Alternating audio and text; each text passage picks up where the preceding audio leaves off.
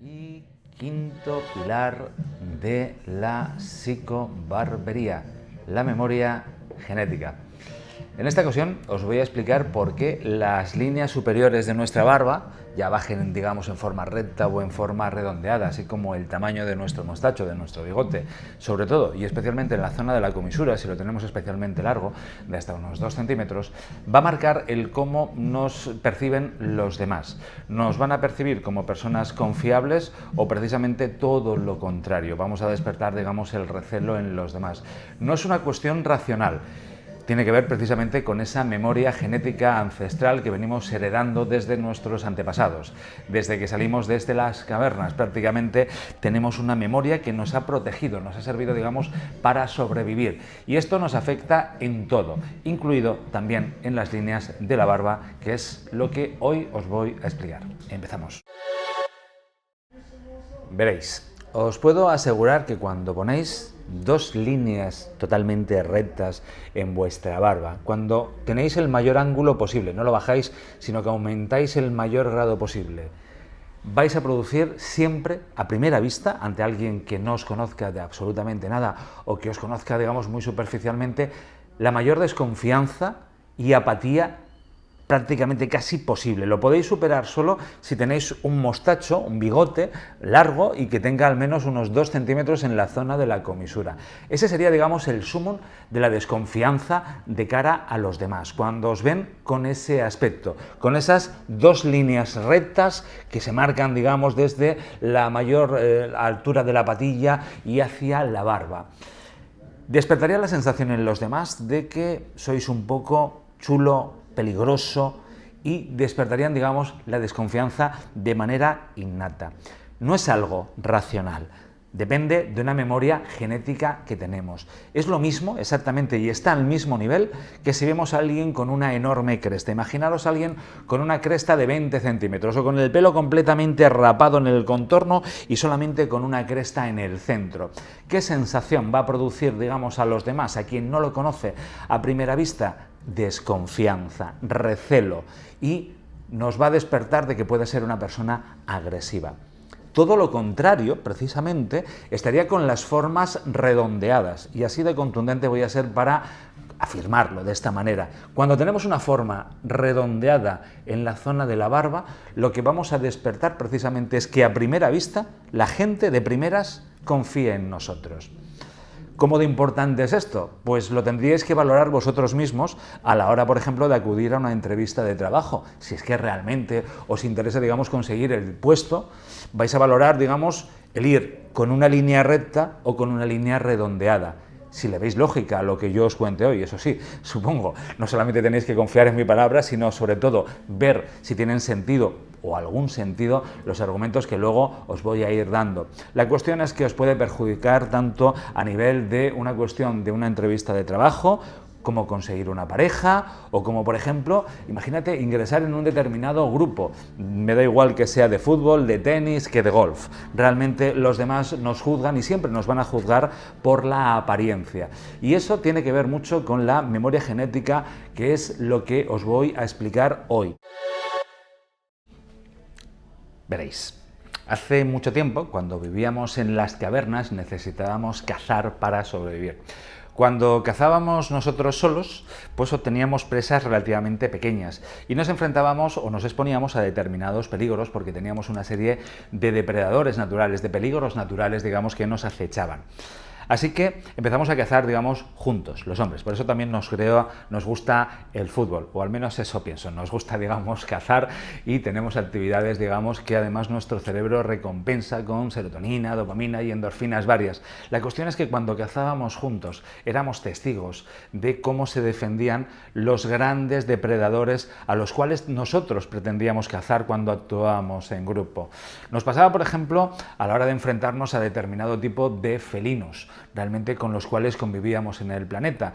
Cuando esos felinos hacían un ataque sobre nosotros, nos quedaba, digamos, o nos fue quedando en nuestra memoria un determinado patrón de los animales que suponían un mayor peligro para nosotros. De manera instintiva nuestro cerebro se desarrolló cognitivamente como el resto de especies y veía una serie de patrones. Esos patrones nos servían para estar en un estado de calma o un estado de agitación. Por ejemplo, los felinos o digamos perros como los lobos, si os fijáis, tienen una forma muy en V, recalcan mucho digamos los pómulos y tienen una bajada digamos muy cerrada en forma de V. Instintivamente cuando veíamos algo así teníamos digamos que reaccionar muy rápidamente. Imaginaros digamos aquel hombre primigenio que después de salir de caza digamos con sus compañeros iba tranquilamente a su cueva y a lo largo del trayecto veía entre los arbustos, entre los árboles, la forma de un depredador que acechaba, porque los depredadores acechan, no llegan de repente y no, acechan digamos normalmente ocultos.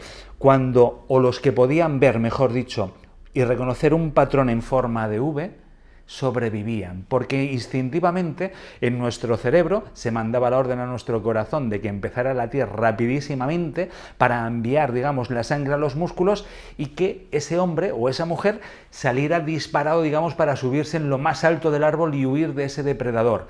Los cobardes fueron, digamos, nuestros ancestros, los que sobrevivieron. Los que no reconocían patrones en las formas, morían. Los que se quedaban, los valientes que se enfrentaban a los depredadores, también morían. Solamente aquellos que desarrollaron cognitivamente la capacidad de reconocer patrones, como esa forma de V, fueron los que pudieron, digamos, sobrevivir, porque huían, reconocían el peligro instintivamente, salían huyendo.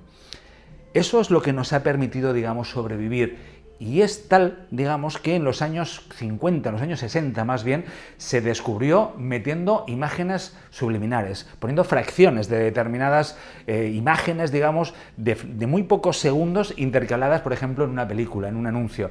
De repente nos ponían una araña y nuestro cerebro, ¡plas!, mandaba la orden y nuestro corazón empezaba a latir, a bombear más sangre de lo normal para llegar a nuestros músculos y ponernos en esa reacción de ¡hey!, aquí tenemos que huir, alejarnos inmediatamente. Nos pasa con las arañas, nos pasa con las serpientes, nos pasa con los felinos, nos pasa también en este caso, por ejemplo, con animales como los lobos, nos pasa con determinados depredadores o animales que ponían en peligro, digamos, nuestra supervivencia. Pero no solamente nos pasa a los hombres, también les pasa al resto de las especies.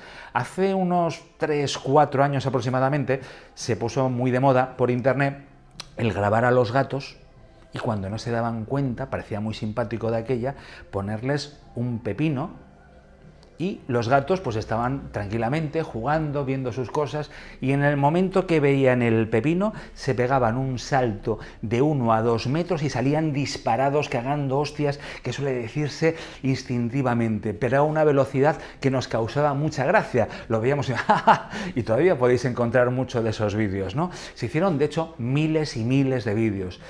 ¿Qué pasa? Que inmediatamente los veterinarios salieron a los medios de comunicación y dijeron, ojo, si les importa lo más mínimo sus gatos, porque los pueden matar con ese tipo de gracias, de bromas y de vídeos que están rodando para sitios como YouTube. ¿Por qué? Porque el gato cuando veía el pepino no se asustaba lógicamente de un pepino. Lo que estaba viendo era una forma alargada y verde, que era un depredador natural que tenían, que eran las serpientes.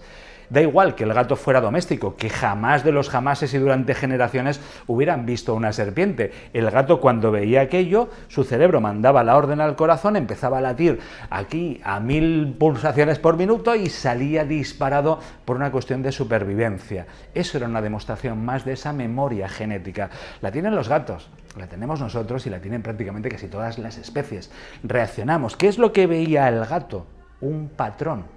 Insisto en esto de los patrones, veía líneas, veía una forma alargada, verde, pues inmediatamente una serpiente. ¿Qué nos pasa a nosotros cuando vemos una barba que nos marca una forma de V, que resalta los pómulos? ¿Qué pasa cuando vemos esas líneas? Tenemos la misma sensación. Es más, todos esos patrones que nos reconoce, digamos, nuestra mente, los hemos trasladado prácticamente a todos los objetos de diseño que hemos hecho a lo largo de nuestra historia. Fijaos, por ejemplo, en lo que podría ser pues, una casa con forma, digamos, redondeada o un rascacielos con formas rectas.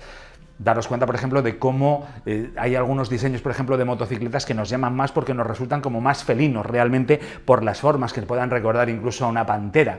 O las formas de una guitarra, de un ordenador. Jugamos con las líneas. Las líneas redondeadas nos parecen más suaves. ¿Por qué nos parecen más suaves?